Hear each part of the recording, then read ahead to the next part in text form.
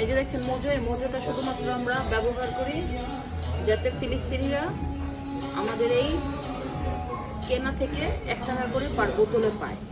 কিন্তু আপনি যখন স্ক্যান করবেন তখনই কিন্তু এটা ওইখানে যাবে।